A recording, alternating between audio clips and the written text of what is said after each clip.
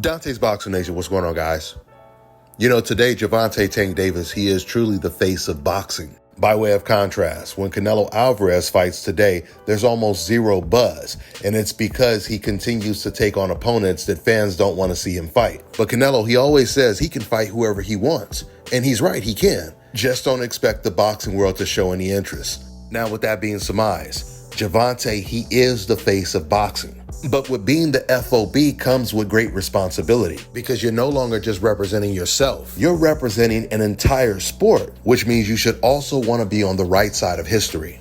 As the face of boxing, what you say is extremely influential, especially when we're talking about the health of the fighters. When it comes to performance-enhancing drugs. In the last week or so, when it comes to professional boxers and trainers and basically the pro boxing community, their reaction to Ryan Garcia testing positive for PEDs has been pretty much unanimous. And just keep in mind, that list includes also some of the most racist media members. And for some strange reason, the face of boxing, Gervonta, is the only professional boxer that is defending the positive tests. Because remember, guys, there's no disputing the fact that Ryan Garcia tested positive for PEDs. The only true question right now is what's going to be the punishment for Ryan. Now, we know that Gervonta Tank Davis, he would not give his opponent the benefit of the doubt if they tested positive for PEDs, because Gervonta himself, he made that very clear.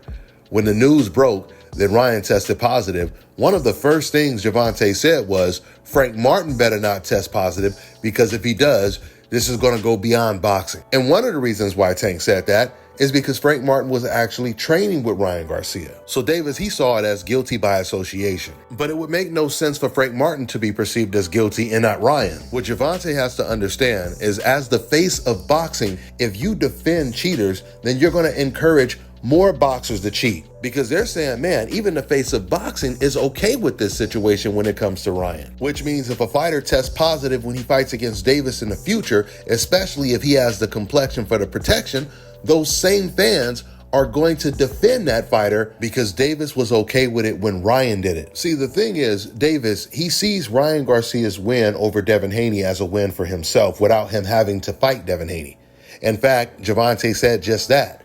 He tweeted right after Ryan beat Devin Haney that he's about to go out and celebrate our win. This is what Davis said. Once again, as the face of boxing, Davis cannot make this about him only. You have to speak for everybody in the sport when it comes to fighters that are going to cheat, when it comes to fighters that test positive for PEDs. So what I'm saying is, I really want Gervonta Tank Davis to be on the right side of history, just like Muhammad Ali was. And what a coincidence. Just like Muhammad Ali, Gervonta Tank Davis, he converted to Islam and even changed his name. Or maybe I should say he got himself a Muslim name. Now, even though Gervonta hasn't told the boxing world to call him by his Muslim name like Muhammad Ali did, he still has a Muslim name like Ali did.